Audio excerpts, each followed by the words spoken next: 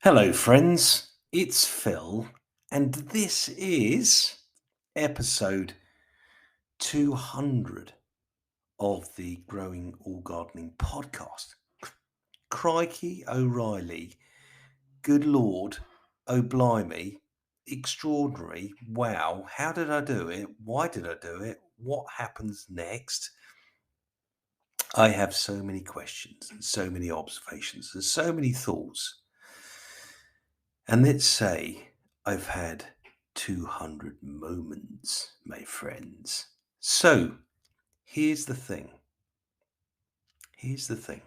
In this podcast, which may not be as short as some of the other podcasts, it may be actually quite a long podcast. So sit tight, my friends. We are going to go on a journey of discovery. So, in this podcast, I thought I'd talk to you, my friends. I thought I'd talk to you in a bit more detail around the whole idea of this podcast. I think why I'm doing it, I think what I've learned possibly, and other stuff, let's say. So, to begin, let's have a think. When I started this podcast a couple of years ago, the primary purpose of it at the time was to try and use the podcasting environment, let's say, to create a daily journal. To some extent, some 200 podcasts ago, in the very distant past, I thought to myself that if I did this podcast, it would kind of highlight to me and others the direction of travel of my little business, All Gardening. But the thing about doing a daily podcast, or the thing about talking about things on a daily basis, is what I've come to see and observe is every day you're full of ideas, or every day I'm full of ideas. The ideas have a very or relatively narrow focus, let's say, building or gardening, looking after lawns, renovating lawns, scarifying lawns, treating lawns, growing lawns, looking at grass types and seeds, becoming gently happy with moss, which I'm not, by the way. I fondly call moss now my flowering. Oh, no, let me retract that. I call it my non-flowering friend. Anyway, look, in the background, if you hear a little bit banging and crashing, for whatever reason, there's a load of scaffolding going up on one of the neighbours' houses. But that's something for another day to think about, perhaps. So here's the thing. What I thought I'd do inside of this podcast, other than whittering around or straying from the subject as I will do, I wanted to highlight 10 things that I've learned. Now, here's the thing. Inside of 200 podcasts, you'd assume to some extent that there's more than 10 things being learned. And there are definitely 10 things being learned. But what I wanted to try and do was share with you 10 valuable things. Now, I'm becoming or am a fan of lists. And actually, at the top of this list, it says 200 podcasts. And I quite like this idea that the gravity of the 200 is held together by 10 insights. So here's the thing about the podcast that I just wanted to share with you as well before we go into the 10. I thought by doing this, there would be more reward. What type of reward? I don't know. I just sort of thought that there would be more coming towards me. But I've been wrong. I wasn't looking for a reward kind of to say, hey, here's a load of money, or hey, here, do you want to become famous, or here, this is going to change your life. I guess I was looking for a bit of reward to highlight that the direction of travel I was going in was correct. And actually, now that I've done 200, I think there is evidence of that. But let's just say a lot of the podcasts that we actually discover or we listen to are in the top, something like 0.04% of available podcasts. So the ones we kind of know about, the ones we kind of talk about, the ones we kind of share are the ones that everyone knows about, the ones that everyone shares. But there are millions upon millions upon millions of podcasts where there are little or few people listening, or there are little or few people knowing. Makes you think, right? It makes you think that, is it worth doing this podcasting, or why are you doing it? Now, here's the thing, a little bit of a backstory on the reason behind the podcast. The podcast is really my attempt to bookmark moments in my day, bookmark thinking around what I'm doing, bookmark my life, my business, friends, moments, stuff, let's say, that I think is associated to me and what I do, my memories, my story, and let's say my brand, or actually to expand that very slightly, the All Gardening brand. For reference, All Gardening, the logo that I have now, I think it came about around about 2006, a couple of years after I started. But look, I stray, my friends, but we're used to straying, aren't we? So here's the thing, my friends. After 200 podcasts, now that I've done 200 podcasts, I do feel a sense of pride, and there is a reward in this, and there is a sense of achievement, right? Because here's the very simple thing. There has been no immediate reward, but there is a growing story that I will tell you about in a bit. But I'm doing something very, very, very, very, very few people will do or have done. 200 podcasts, but that's only the beginning. Very, very, very few people will put content, put information out into the world without the expectation of any reward, which I'm learning about, in order that it brings value to someone else. And there are a few people that do this. There are a few people, let's say, but there are many people. So in effect, I see myself as somewhat a pioneer in creating a verbal, a story, a verbal story, let's say, creating a history. So here's the other thing that I was thinking about with this podcast. And I was thinking about it in the context that my father obviously passed away recently. And I don't really have any voice recordings, any mementos of my father really that I've found immediately, except for the answer phone at home. And I don't know whether that's been changed yet, because it might be changed. But here's the thing.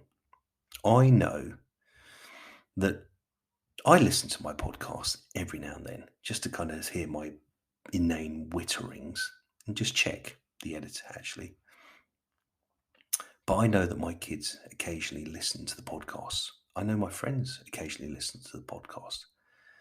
And I know that there are many, many, many, many others that listen to the podcast. And people will always be able to dip into the history of the podcast. There are themes and subjects in the All Gardening, the Growing All Gardening podcast. Whether it's growing a business, because that's part of it, it's only in the future that we will be able to look back and kind of go, you did something and you were talking about it and it became real. I think that's quite interesting. I think it's quite exciting. It's almost like telling a story every day creates a story. And it's only when it's complete, the story, let's say, is that you can go back and read it or listen to it. It's like, how did that happen? Well, it's there. Episode 154.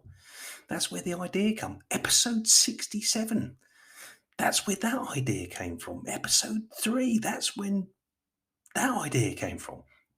Whatever it may be, there will be an archive. And let's just say, having recently turned a couple of gears in my mind about the future, this podcast will footnote the growth of me and my experience in life, my family, and my friends, and all gardening. And here's the thing, all gardening's 19 years old as of the 19th of February this year. But until the podcast, there's no real history. No real history. There are very, very, very, very few businesses and brands and business leaders that tell the story as they go, which in effect creates the story when you look back. So, where am I going, my friends? I know, you're thinking, here he is, 11 minutes in, wittering on. Well, let's be excited. Let's be excited because this is episode 200. And actually, I was going to celebrate the episode today by making myself a fine cup of tea and having a slice of cake with it. Why? I've got absolutely no flipping idea. But I was just kind of thinking, there are moments in life where you have to stop. And those moments are quite often supported by something else, let's say. It could be a beer, could be a moment, could be a meal, could be a party, whatever else. But I thought that maybe a piece of cake and a cup of tea would be good. Because as I said to a friend recently, Catherine, hello, if you're listening to this episode, I said, I really, really like the way that Box Clever, her business, seemed to have a thing about food. But those gatherings, those moments of pause, those moments of food and delight and cheese and donuts create depth. They create stories. They create moments where people tell things to each other. Stories, vignettes, adventures. Who knows? So I was going to get a cup of tea and a piece of cake. I failed miserably to get the piece of cake. But if you'd like to send me a piece of cake, then you can find my address on the website, by the way, my dear friends. And actually, for tea, today I'm having a fine cup of tea from a breakfast blend from Fortnum & Mason, which was a gift from my father to my daughter, and my daughter, I borrowed some of the tea. Sorry, daughter, but I thought I'd have a fine cup of tea. So, if you're still with me, then I will begin to unpackage, a bit like one of those Russian dolls, where you've got the big one holding the smaller one, holding the smaller one, holding the smaller one. I'll start to unpackage these 10 things that I've learned. Now, in the title of this podcast, it says, "Here's the hard truth."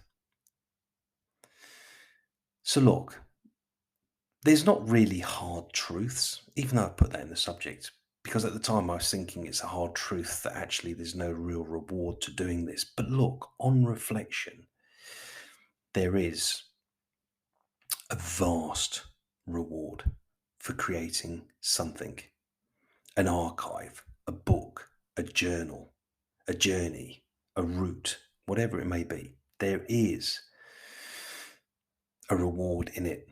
But you have to, the hard truth is, you have to do it. You have to get all the way there.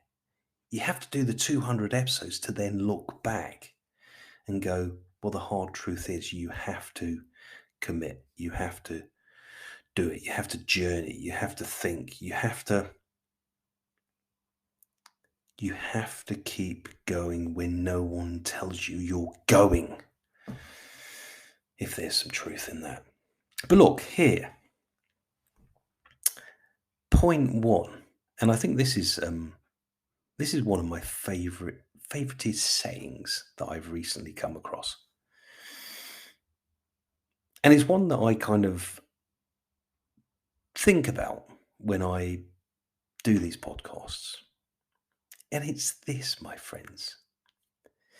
Stephen Bartlett does a podcast, one of the biggest podcasts in the world, and it's on YouTube, and he's massive, and he's raking in loads of money, and he's brilliant at doing that because he's just he got something right at one point, and he's just leveraged and leveraged and leveraged.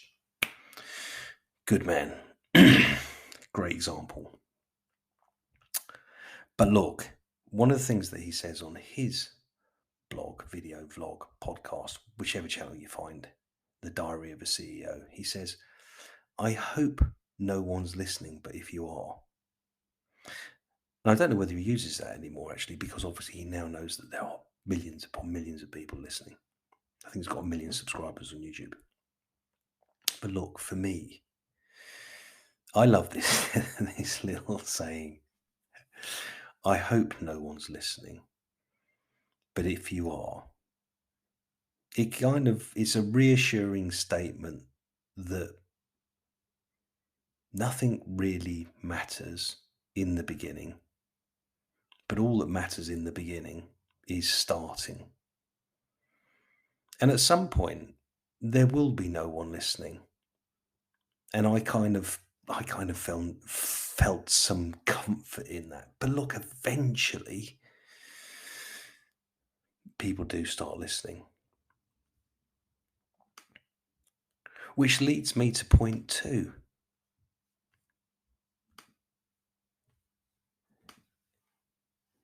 In terms of people that are listening, get this. After 200 podcasts, 200 separate days over probably about a year and a bit, there have been, and I know it's not the same scale as the big podcast, but look, there's been 23,000 listeners to this podcast in 104 countries, in over 400 cities, which, consider this, that means my podcast that's coming to you is worldwide. There are people listening in 104 countries. Hello, 104 countries. But the question I only ponder it because I kind of go, okay, what can I offer 104 countries? That's kind of what I think. But that's me sort of trying to grab at the reward piece rather than just the journey piece, the story piece. I guess what I'm offering all of those 23,000 people in 104 countries, in 40 cities over the world, is an English speaking fellow chatting about stuff, probably in quite a gentle kind of way, let's say. And some of it's about business, and some of it's about lawns, and some of it's about life, and some of it's about family. But look, here's the great thing is that the great thing is the tapestry of story that I'm telling is being listened to by 23,000 people in 104 countries. Wowzers. Hello, hello, hello, hello. And if I was actually really, really good, I would I would have learned to say hello in all the 104 countries that I know people are listening to. But I haven't got that far yet. But that might come. Right, so now a little bit more nerdy data for some of those of you that are interested in these podcasting ideas and what they do. Part of the idea behind the podcast and part of the idea behind the blog that I write to support the podcast is a digital marketing system. So I'm trying to avoid paying for marketing. And I'm trying to index a very unique, say, client in mind when I tell my stories. I'm interested in working for people that kind of see the world slightly differently, let's say. So if people come across my podcast and I'm talking about lawn for scarification in my little way, and they come to the website and I'm not servicing their area, there might be something else I can offer. But look, the people that click through to the website to learn more stay and dig deep into all gardening. So there's a metric in the digital world called the bounce rate or the engagement rate, whichever way you want to view it. My engagement rate on the traffic that comes through from my podcasts is, are you ready? Drum roll. 98.64%. That means everyone bar someone's left foot engages more deeply than one page after listening to or reading the blog or the podcast. Because keep in mind that the podcast is actually embedded into the blog page as well. And I do know a lot of people listen to the podcast from the page. So here's another metric that supports that metric in terms of, remember, this is long-term strategy as well. This is long-term digital strategy. This is how to avoid Google, Facebook, Amazon, and the rest. This is part of my little game to how to avoid paying for traffic, building a unique system that grows its own traffic because the big systems can't index something so unique. It's very easy for the big advertising companies to index my content if I want to talk about scarification, for instance. What the 3 tips to scarification should be the subject line. In my case, I put a subject in saying scarification changes everything. And I know that page will index and is indexing and is getting traffic to do with scarification. But it's my version of it. So 37% of all my traffic comes from this content. 37% of all my traffic in the future, if not more, is going to be free. And 37% of it is sticking around to learn more. So given time, I just need to learn how I make something of that, let's say. So here's the next point. I believe, from what I've heard from various people, let's say a couple of handfuls of people that I know talk to the podcast. I know that they listen to the podcast when they're on a train traveling or on a plane. That's cool. When they're in bed, which is interesting. In the bath, okay. And when they're dropping off.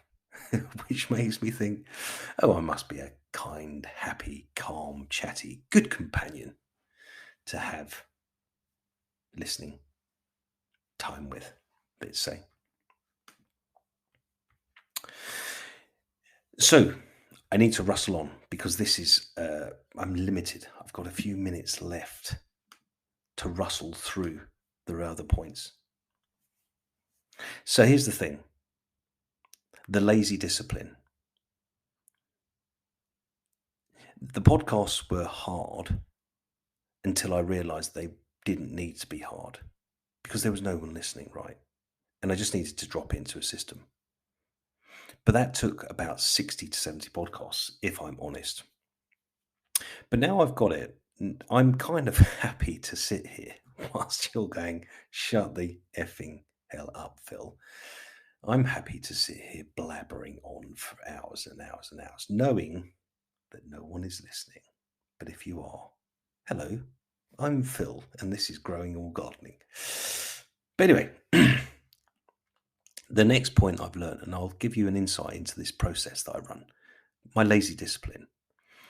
In order to create the podcast, I have to do this system. First, I have to write a subject line, the hook, let's say.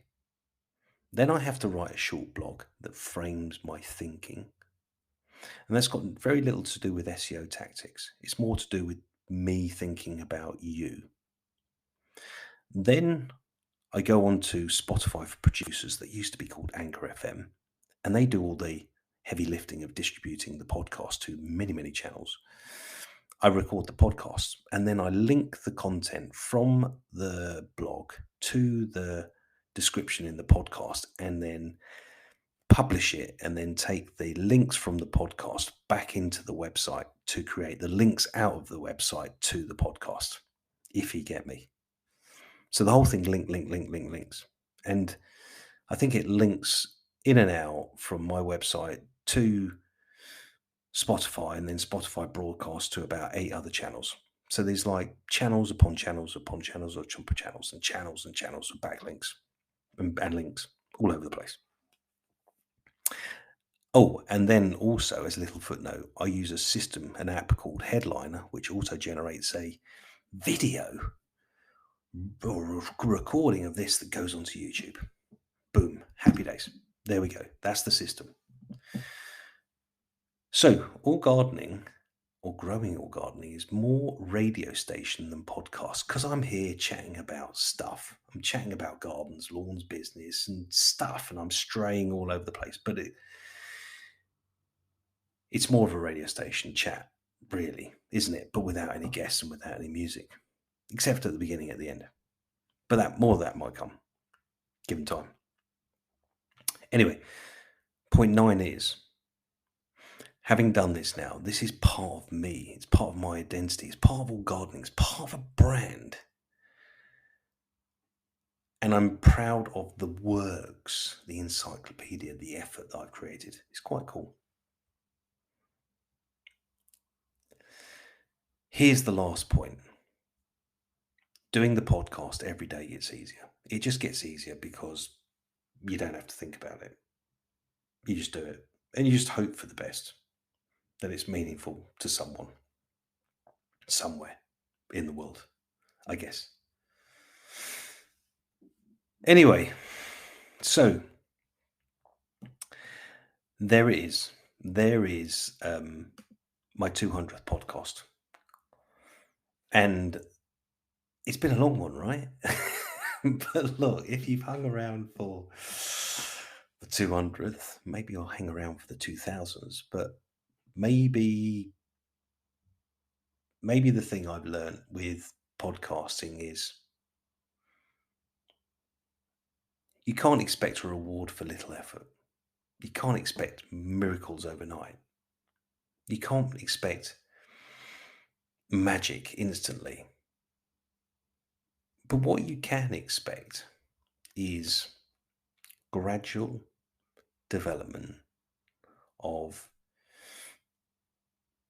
an archive of history, of an archive of information, of an archive of insights, And in doing so, building a brand, either a personal brand or a business brand. All gardening and Phil Argent, they say, are intertwined, like Richard Branson, like Elon Musk, like Mark Zuckerberg. They're building something that is so identifiable with them, and they identify with what they're building.